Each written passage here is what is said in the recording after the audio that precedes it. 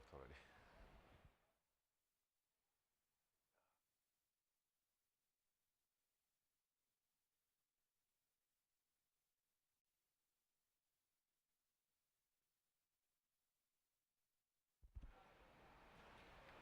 We're going to begin. Um, my name is Oleg Zharkowski. I'm a principal architect with Hortonworks. And today we're going to be talking about high-speed, reliable, smart, and what have you, data ingest into Hadoop. And my colleague is Tom Makuch. Yes, I'm a solution engineer with Hortonworks. So I'll let Tom begin, and then I'll continue with the live demo.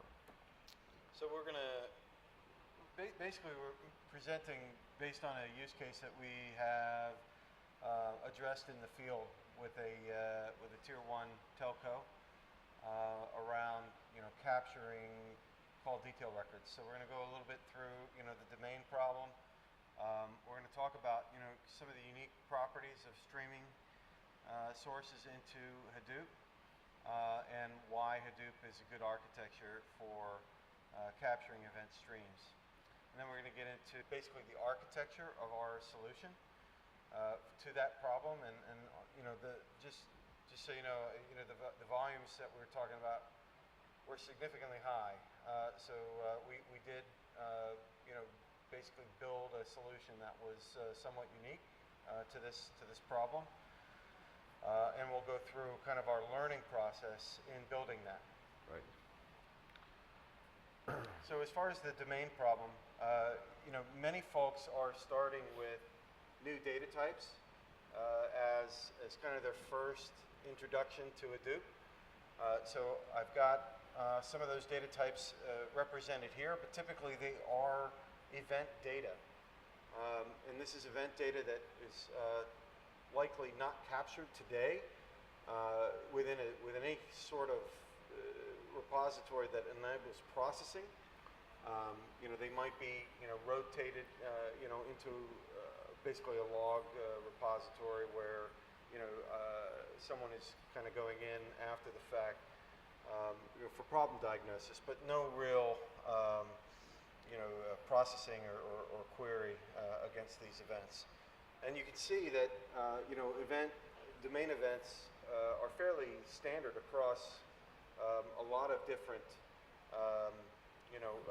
domains. So for example, within retail and web, point of sale, and telco, which is what we'll be talking about, we've got call detail records, network data, but there are in a financial services area, there's trades and market data.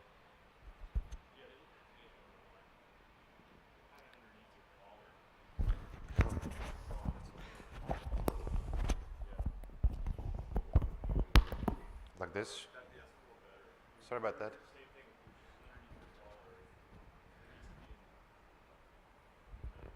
Yeah. Okay. Thank you. Better, much better. Sorry about that. So essentially, every domain event in most of these areas is of interest to the business, right? So today we're capturing those, but not with the full detail that normally comes with the event. We're kind of boiling that down to just what we can manage within our relational databases today. Why Hadoop for event sourcing? And basically the problem comes down to two things. Essentially, that event processing it obviously involves storing a large number of events, but also being able to process over those events and produce materialized views of those events to downstream solutions such as search, analytics, and other applications. So this is typically referred to as the Command and Query Responsibility Segregation Pattern, or CQRS. If you want to go out and if you're kind of an architecture junkie, that pattern is fairly well understood, but it was coined originally by Greg Young, and I encourage you to go take a look at it. But essentially, it's very simple. You want to segregate the collection of command data, right, from the reporting on that data or the domain representation of that data, right? So very, very different than how we traditionally store data today.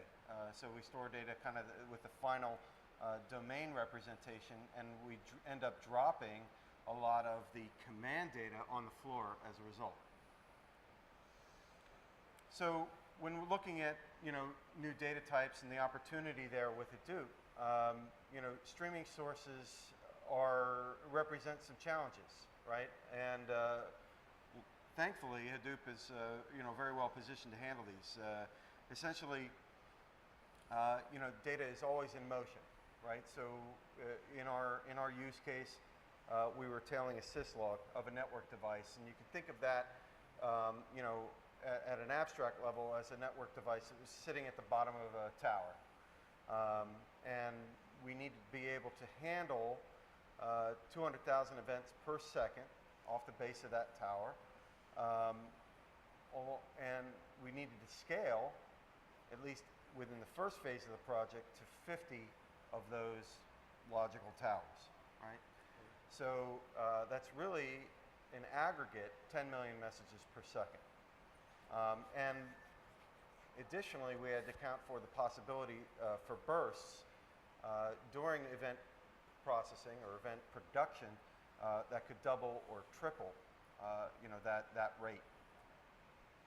So again, big challenge there, and obviously that applies to the collection of data, but also to the storage and query of that data, right? So streaming needs to be looked at more holistically. Just collecting the data may not be good enough, right? So you need to think about how you're going to query it, how you're going to store it. Right, because Hadoop is typically not used as a big storage system. There are far better solutions than Hadoop for that. So if we store data in Hadoop, there is a different purpose for that, and that is to process this data. So we need to be able to always keep that in mind, that whatever we write to Hadoop is going to be read at some point of time. And so events are rather small in size. This is another interesting piece. The events that we were dealing with were 250 bytes in length. That's very different, if you think architecturally, from what Hadoop was originally designed to handle, right? A web page is several meg in size, right? So the original use case for Hadoop was to crawl the web for unique pages and to do basic processing against those pages.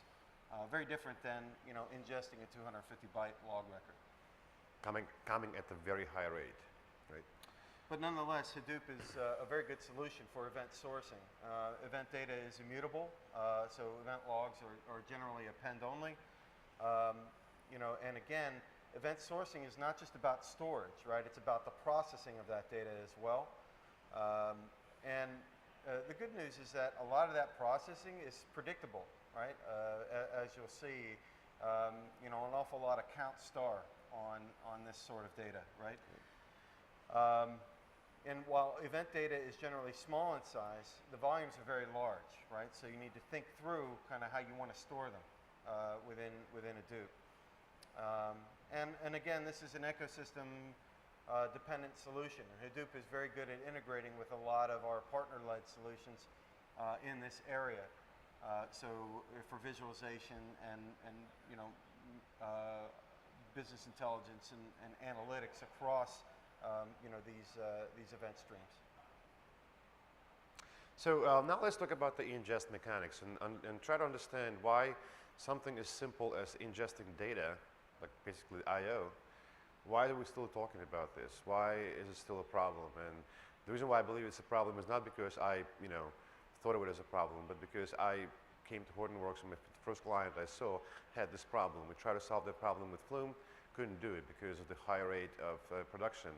And I was approached by a gentleman today that they're trying to solve a very similar problem, and again tried it with Flume and apparently having some issues, right? So again, it's not about the Flume, it's about the fact that maybe when it comes to streaming data, when it comes to this type of data, this specific type of data, maybe we should start building sort of a purposeful solution, like domain-specific solution, purpose-based solution for that type of data.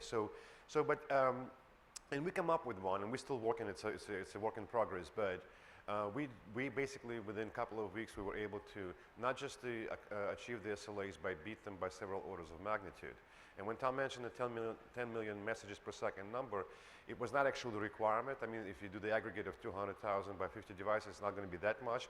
But the 10 million is what we were able to prove by in EC2 cluster.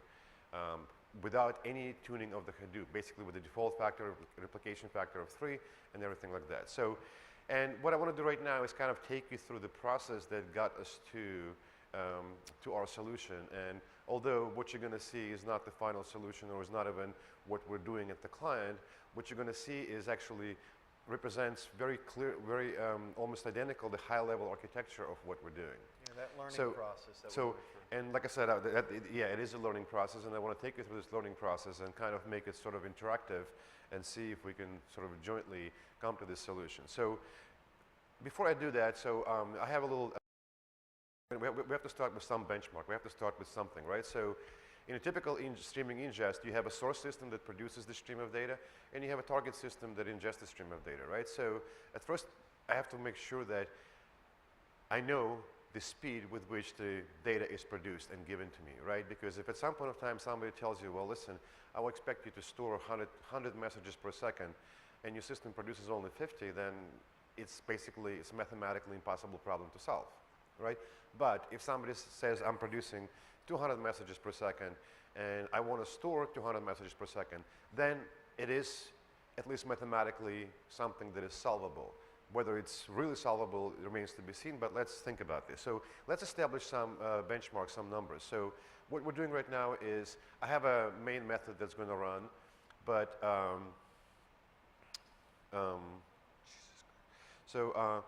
but what I have, actually good. So what I have is this private method that's going to be invoked by the ingester, so to speak, and we'll give it a record to ingest. Obviously, you can see there's no code in it. So, but what's going to happen? We at least see the counter of that will tell us basically how fast the messages are produced. So let's run it real quick.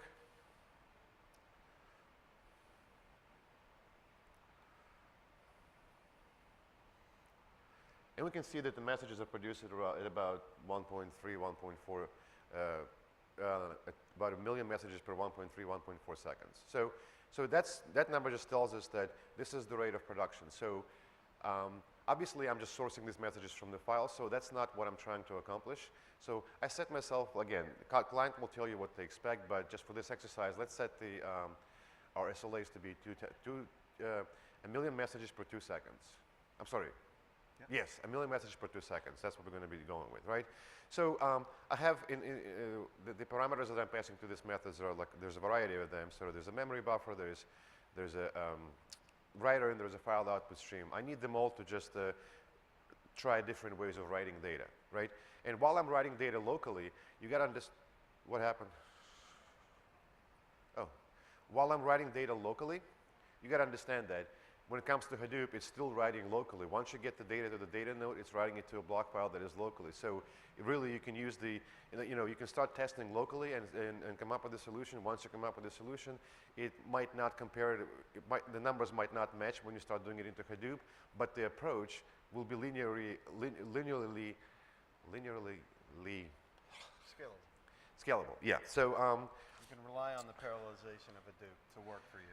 So I have file output stream, and all I'm going to do is say write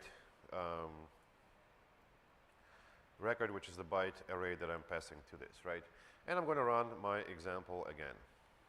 So this is just doing a basic write. Yeah. So basically, we're proving right here that we cannot write the data as fast as it is being produced.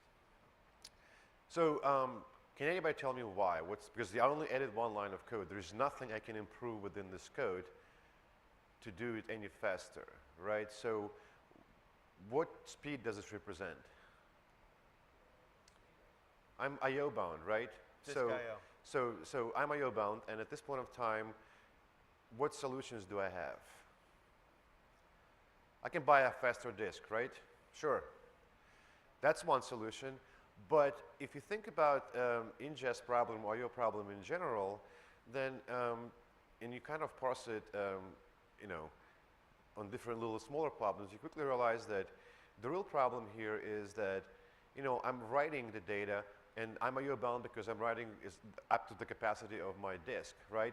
And I'm going to have actually the same problem when I'm reading it, right? Because I'm writing all the data. And at some point of time, I start thinking that the only other way to solve this problem is to write, and I'm sort of coining that concept, or write less, read even lesser, right? So, but when I say write less, I'm not implying that I have to filter the data and only store something important, because that defeats the whole purpose of the Hadoop. I don't want to lose a single bit of data, but somehow I want to find the mechanism to write less, right? And on top of that, when it comes to processing the data, reading this data, I want to be able to find a mechanism to read less data, so I can process it much quicker, right? So, and I'm going to turn quickly back to the slides, and we're going to talk about the Four Musketeers. Anybody read the book? Yeah, it has nothing to do with IT, right? But what I like about that, it's one of my favorite childhood stories, and what I like about that analogy is because if you look at any computer, modern computer, whether it's an iPhone or Mac or server, you have these four essential resources, and I call them Four Musketeers, which is basically the memory, the disk itself, the network card, and the D'Artagnan, the CPU, right? So the interesting thing is that if you start thinking about ingest problem, and try to think about that problem within the scope of these Four Musketeers, you quickly realize that ingest specifically lives in this area. And to prove that, I'm going to pop up this one little window that I start using.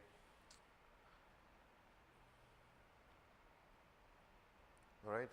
So you can see right here that he's got 8 cores. So I got 8 cores, right? So I'm going to kick off the ingest again, right? And while the ingest is running just as slow as it did before, look at my CPU utilization. What can you tell me about that? D'Artagnan is pretty much asleep, right? There's nothing going on, right?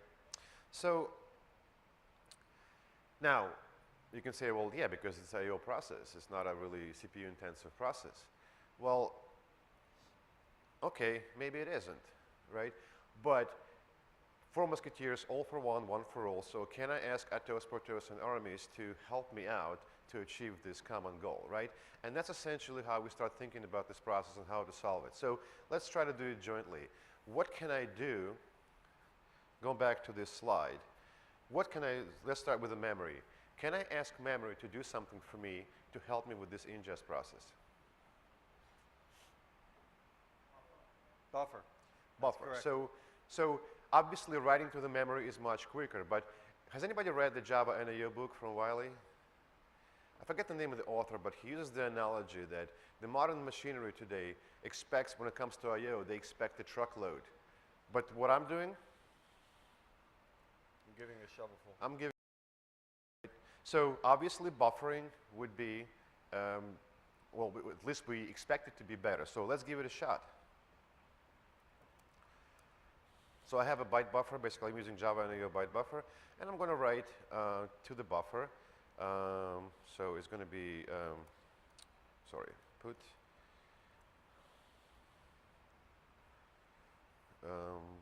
record. And then I just need to be able to release the buffer certain batches. So I'm going to do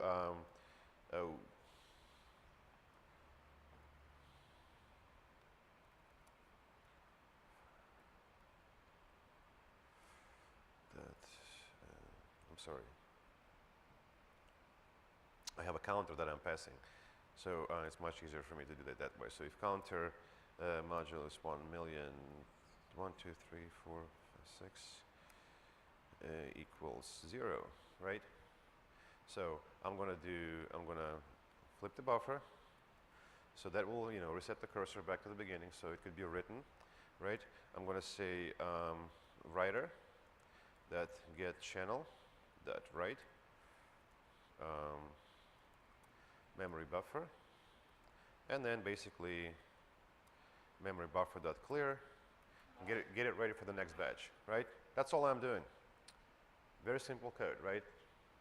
And I/O actually makes I/O even simpler than it used to be. So let's run it again. Again, my CPU is just as slow as it was before. So not as slow, but doesn't do anything, right? But look at my write ingest ratio. So it basically doubled just right. So technically, I've accomplished my goal. I'm well within my SLAs, right?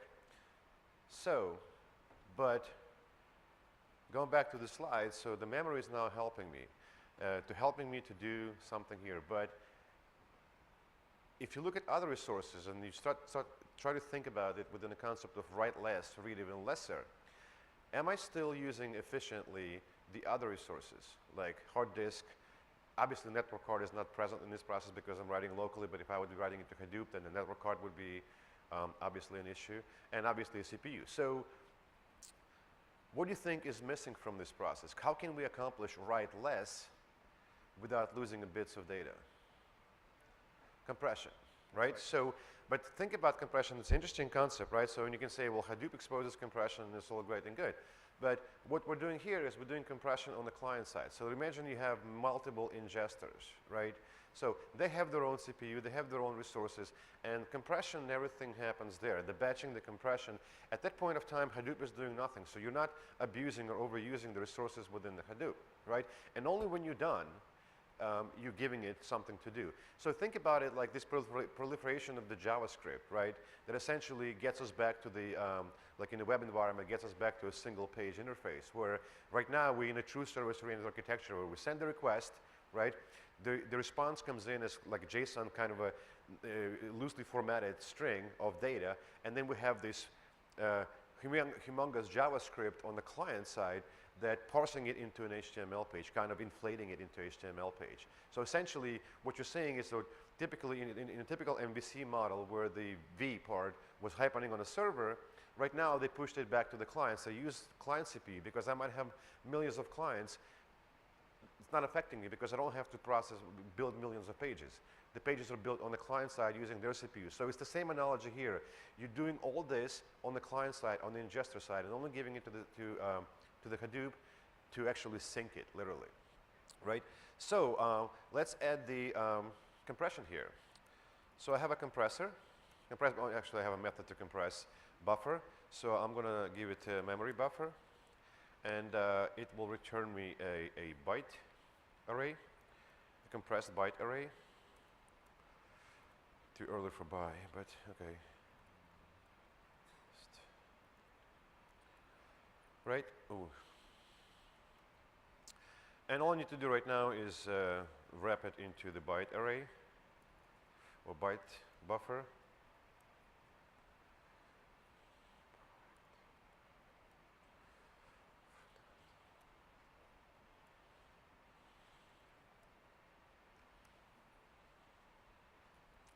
All right? And that's it. So now I'm writing the byte buffer, but it's a compressed buffer, right? So let's run it again. So at least right now we're starting to use our CPU because the compression is the CPU intensive task, right? So let's run it. Bring your thing over. Yeah. You can see that one core is picking up. Oh, Oleg, what did you do? I mean, your ingest went 3 times slower right now. Okay? Anybody venture a guess as to why? So I have 8 copies of D'Artagnan here, but I'm only using 1, right?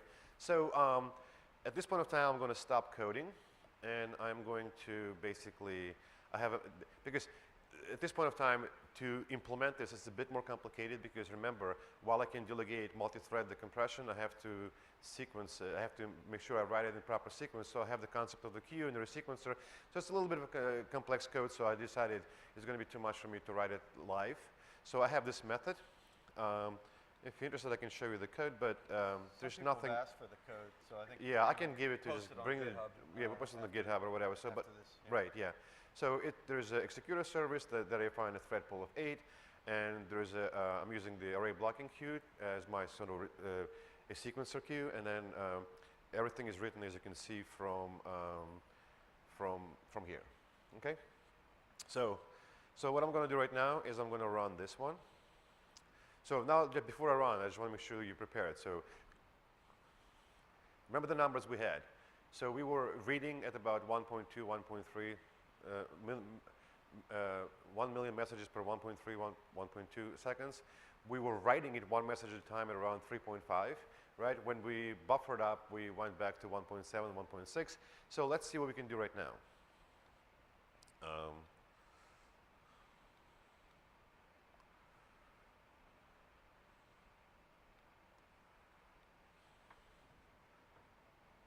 And look how D'Artagnan lit up, huh?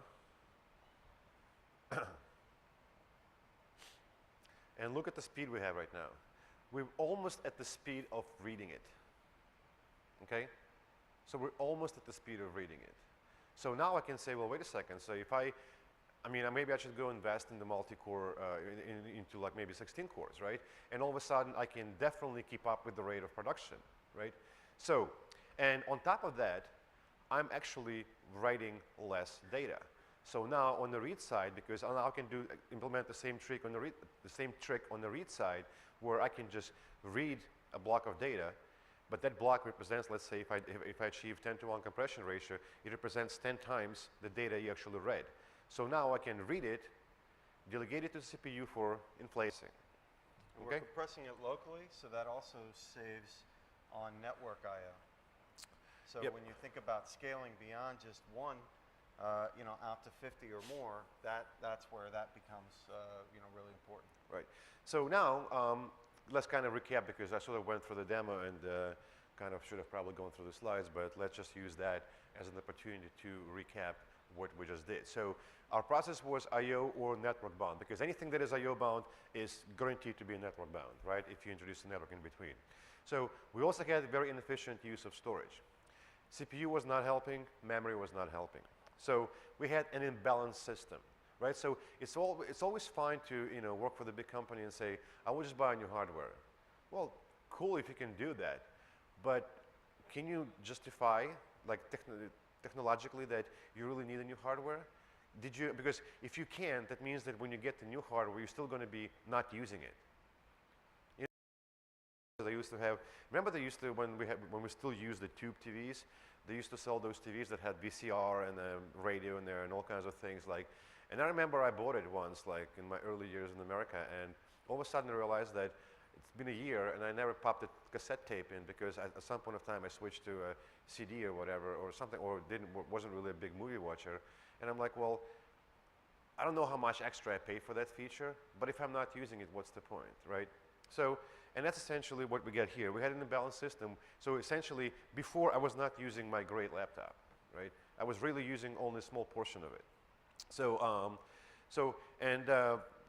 another point of this ingest is that we have typically, what we're trying to solve the problem is multiple ingesters. So for example, now picture what I just did in the scope of what Tom was saying earlier. Now we only did one single ingester. We had 50 that's supposed to pipe the data into a single system. So Hadoop gives you that concept of singularity, right? So you look at it as a single system, but what actually happens is that you're writing to different data nodes. So it gives us this impression that you're writing, let's say, what we did, 10 million messages per second into this single system. But what we were actually doing, writing 10 million messages per second into 16 nodes, right? And again, with replication factor, if we were to lower it down, we'd probably increase it by several orders of magnitude as well. So multiple sources of data. We always have to make sure that our write, our ingest, is faster or greater than read, basically the production of data. Otherwise, what's going to happen? I'm going to choke, right? So, and as I said, it's else, and else is never good. So, and the other concept that, I don't know if you guys heard of it. How many of you heard of this thing called mechanical sympathy? How many of you heard of LMAX disruptor? A technology that was, Tom, how would you describe it? Pretty popular within the financial services space. Basically, they sped up, the performance of the queue over a Java queue by over 100 times. Was it? 100,000 times. 100,000 times. So basically, picture the array blocking queue, and however fast it performs, because they're using ring buffer, basically array-based ring buffer, and a lot of other things, they basically sped up the performance of the blocking queue, basically in-queuing and de-queuing by 100,000 times. And you can download, check out the project from the GitHub, run their test cases. You'll be amazed to see the numbers. They're doing a lot of other things there. It's not just the array buffer and stuff like that. But what they actually have a blog, and they're talking about a lot of different things. And the whole point of what mechanical sympathy is to be, very rarely as developers we think about how to write software that works properly on the hardware that I'm running on. And those guys talking about how you can trick Java that to work in balance with page cache, for example, how they pad it with longs to make sure the page cache does not get invalidated. So they're doing a lot of crazy stuff, and those settings are different for each machine, Linux versus Mac versus Windows and so on. So, but what I became excited about is that concept of start thinking about and understanding what impact my software has on the hardware it's running on. And that's how I define mechanical sympathy for me, for myself, is ability to write software with deep understanding of its impact or lack of impact on the hardware it's running on. So what we're trying to get, and in order to solve the problem, let's first achieve the mechanical sympathy. And then we can start saying, well, maybe we need bigger hardware because we still can't get there, but at least we got somewhere. And that concept will be translated into the new hardware that you buy, okay? So the demo, we already went through that demo. So, quickly about this particular slide. So what you saw is a kind of a light version and a learning process that we went through. We had to solve a lot more other use cases within that particular ingest thing. And one of it was basically to do a query. So that's the read lesser part, right? So we did a little bit of indexing. I won't have time to get into that. And we start calling it a suitcase pattern and even start calling it a suitcase files, because if you think about the concept of the suitcase, I mean, of course, you can arrive in the hotel, and if you want to find something, you can open up your suitcase and you can, find it, right? But it would be nice, what if it's not in this case? What if it's in that suitcase? So it would be nice to keep a little bit indexing and something like that. So, and that's why we start calling it the suitcase. And you can get all the kind of bullets and points from here, but that's sort of the problem that we had to solve. And now, because we're doing this compression and everything, then with a little extra processing on the client side, we can do an extra indexing, an extra this, an extra that, and I'll show you some of the things, but right. Go ahead. We're compressing it in a way that is going to facilitate how we want to query it on Right. the other side. Right. So, and right now, quickly, we only have about 7 minutes, so I want to quickly talk about like what's next. So, like, and maybe we'll cover a little bit of what we talked about within the suitcase stuff. So, let's talk about this. Like, how much data is available or could be available to us during the ingest is lost after the ingest. Let's look at the example of, so I did the compression, right? I ingested, so while I was printing the ratios, that means that I had this information in my head. I knew how many records I just processed, and I spit out that information. But after the file was ingested, do I have that information there? What can I do to answer the question, how many records are in this file? I can read it, decompress it, and count lines, right? But if I were to, and I had that counter running all along, right? What if how many bytes, how many extra bytes it would take me to store that counter? 4, right? So as an integer, right? If I'm, because I don't think I'm going to be compressing something that would not fit the integer range anyway, right? So, all right, how valuable is the data available to us during the ingest after the ingest is completed, right? And how, what we argue here is that, this sort of statistics data is very valuable, right? Because basically a lot of your analytics against this sort of data is going to be based on statistics of that data, not the actual data itself. Right. So let's look at some of the other samples of data available during the ingest. So record count I just talked about. Highest, lowest record length. It's absolutely, would cost you absolutely nothing to maintain 2 counters, low and high, right? And then even calculate the average as well, even though it could be calculated just by storing low and high, right? Compression ratio. Again, it's an interesting thing, and like people don't, like, a couple of clients said, well, so we compress the file, but as soon as we compress the file, we have absolutely no idea what the compression ratio was from the original file, because the original size of the file was lost as well, all right? So, but with a little more work, and this is where I'm start talking about that, in Hadoop, we always hear this thing called unstructured data. But if you're familiar with the ACH records, if you're from banking environment, or as Tom was saying, CDR records, unfortunately I cannot show it to you because According to the client, that record contains Trade some data. proprietary information. Trade data, syslog data that I'm sure you've seen many times, Point right? of sale data. If you look at that data, would you call it unstructured? It's actually, maybe it doesn't have a business structure around it, but it has fields that are clearly defined there, right? So, and in fact, if it's a syslog, there's actually spec defining those fields, so it's hardly unstructured, it's very structured. So, and the reason why I'm calling fields not columns is because I'm saying something is a field, right? Because if I'm looking for the value of the field, then that's the lowest granularity I can get, right? But I can comprise a column from several fields, because a column is sort of a business notion rather than field is just a field. So, and if I can do that, right, then I can say, well, what if I also calculate apply a little bit of a parsing during the ingest and do unique values per field. I use column here, I should check to change it. Again, I'm asking my CPU to do a little bit more work as I'm ingesting, but you know, with value in example, oh yeah, you know, sorry. I can essentially, you know, create a dictionary. Yeah. Right? So for example, value all the unique values. Yeah. And instead of storing the value or compressing the value, right, I instead store a byte reference, right, to the offset. The offset within the dictionary. But you mentioned value encoding. When I compress it, I get, you know, much higher compression ratio than even what we showed here. So the value encoding, that's another interesting concept. If you think about, like, we're dealing with the CDR data that is for data plans, for your cell phone data plans, right? So which means it doesn't have phone numbers, but it has tons of IP addresses. A source IP address, target IP address, and the net IP address, right? So it's 3 IP addresses. So the average size of IP address, if you calculate the octets, you know, the smallest one will be 7, the biggest one will be 15, right, as a string. So if it's a IP address with 3 digits in each octet, that's going to be 15. If it's 1 digit, then it's going to be 7, right? But what is the IPv4 IP address?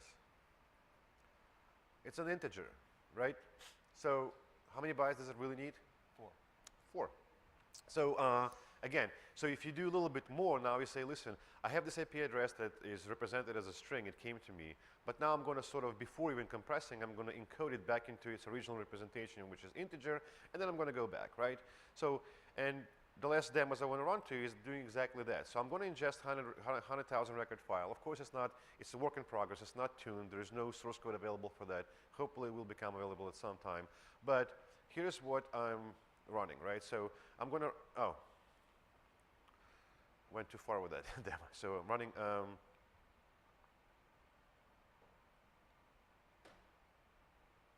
okay, and done. So I've ingested 100,000 records. So as you can see, it's a little slower because I'm doing a lot of interesting things, so I'm still in the process of tuning it and figuring out where I can improve. But check this out, right? I'm going to run this test against this file, and look what we see. I ran the test against the file. It's not like I just stored it somewhere in memory. It's actually reading that file. But I used the first 163 bytes. That's what it took to store this information. And all of a sudden, I know what the compression size, so I can calculate the compression ratio. I know how many records there. I know how many record types, and so on and so forth. Now, when I get to the field values, right, I know I have 29 fields, right? What I also know is that in a field 2, in a second field, which is the timestamp, right, that within that particular file, I have only 3 unique values. What does it tell me? That it represents 3 seconds worth of data because the timestamp changes every second, right? Now, if I go, that's the IP address, right? So I have 98,000 IP addresses, right? So now I can use this information to say, listen, maybe if it's a DHCP type IP address, then I can evaluate if my DHCP server properly distribute IP addresses, ranges, and so on and so forth. So, and things like that. So again, going back to the second field is actually very interesting. Having this information, I can actually calculate later on answer the rate of ingest of this file. A record file, and I have only 2 unique values for the timestamp, then I ingested 500,000 records per second, right? So, and so on and so forth. So, and the other test you just saw me running is that what Tom was saying, that the way we store the files, the way we organize the data, I can actually do things like, you know, extract a single column, just print it out, right? Or I can do, what else I can do there? What's queued up? This information all from metadata, not from the file. So we're not decompressing the file and scanning through it in order to. I just did a search on the file to print the record with a certain IP address. Bam, took like instant of a second, because it goes back to the read even lesser, because what I'm doing some smart things. I have no time to discuss it, but the goal is to get exactly to where the record is and then print it out. All right, 13, 14, we're done. So thank you guys very much. Questions? Obviously, we don't have time for official questions, but if we're going to be around, so feel free to ask.